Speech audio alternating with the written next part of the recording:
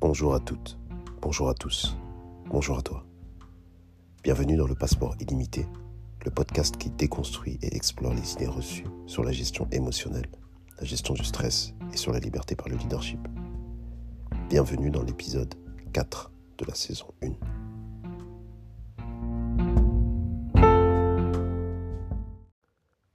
Alors aujourd'hui, nous allons discuter du lien entre le leadership et l'intelligence émotionnelle. Plus précisément, entre la maîtrise de soi et l'intelligence émotionnelle. Alors, dans l'épisode précédent, nous avons discuté un petit peu du leadership, du concept du leadership, du concept de la liberté, de l'association entre les deux. Et pour continuer dans cette voie-là, j'aimerais qu'on discute de la maîtrise de soi. Alors la maîtrise de soi, qu'est-ce que c'est ? C'est une notion qui est très très très vaste, d'accord ? Et elle est associée à beaucoup de choses. J'aimerais différencier le contrôle de la maîtrise de soi. Pour moi, le contrôle, c'est quelque chose qui, bien sûr, a une connotation un peu négative pour certains et certaines, mais le plus important, ce n'est pas ça. Le plus important, c'est que dans la maîtrise de soi, j'y vois quelque chose de plus grand. J'y vois quelque chose d'assez axé sur le travail, axé sur les compétences, axé sur la consistance. Et dans le contrôle, même si ces notions-là s'y retrouvent, on va moins loin. Ça, c'est ma vision de la maîtrise. Et voilà pourquoi j'ai trouvé intéressant d'intégrer la maîtrise de soi dans le leadership. Parce que finalement, le contrôle, c'est bien. Mais la maîtrise, c'est mieux. La maîtrise de quoi ? Pour réussir à être un leader, pour soi-même, bien sûr, ou pour les autres, on en a discuté, il faut être un leader qui contrôle ses émotions, dans un premier temps, bien sûr, mais surtout qu'il les maîtrise.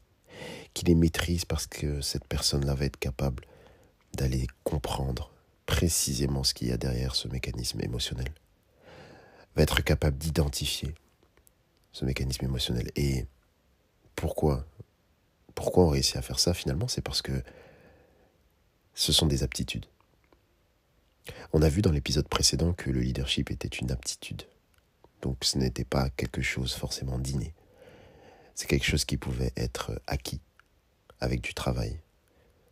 Et c'était quand même quelque chose qui changeait énormément, je pense, la mentalité de base, qui a tendance à dire que soit on est leader, soit on ne l'est pas.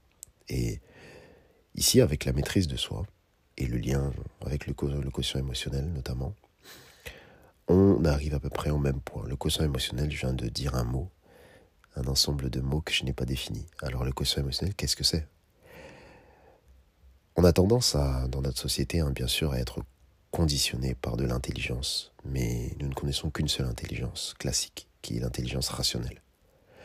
On grandit dans ce système-là, on va à l'école, on a des notes, on a un parcours, on est jugé par rapport à notre capacité rationnelle à réagir aux choses. On fait parfois le test du QI. Et ensuite, bien sûr, ça se poursuit dans le monde du travail. On va commencer à travailler, on va commencer à avoir des évaluations, on va commencer à être jugé sur nos compétences, mais souvent de manière assez rationnelle. Alors c'est vrai que dans la société dans laquelle on vit en 2022, il y a de l'évolution par rapport à ça. On intègre de plus en plus l'aspect émotionnel aux entreprises et au travail.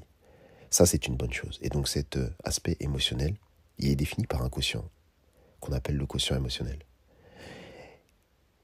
Quelles sont les fonctions essentielles du quotient émotionnel ? Il existe 4 fonctions.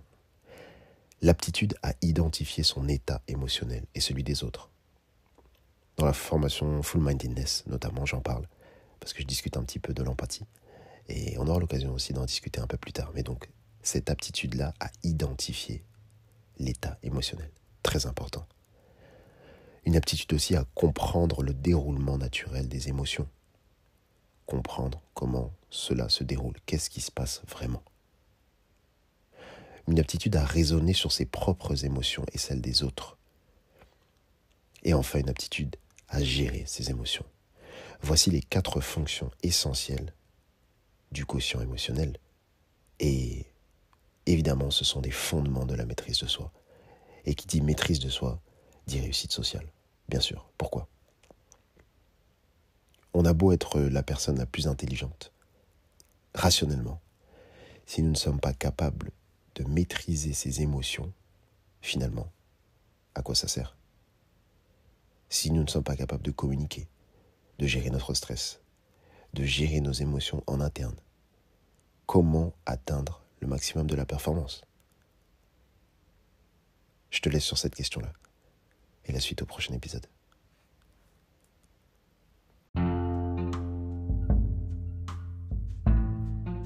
Pour nous suivre et ne rien louper de notre actualité et des services additionnels proposés, abonne-toi à @fullmindedness, full, F-U-2-L, M-I-N-D-E-D-N-E-S, sur les réseaux sociaux. Bien sûr, abonne-toi au podcast sur ta plateforme de podcast préférée en activant les notifications pour recevoir une alerte à chaque nouvel épisode.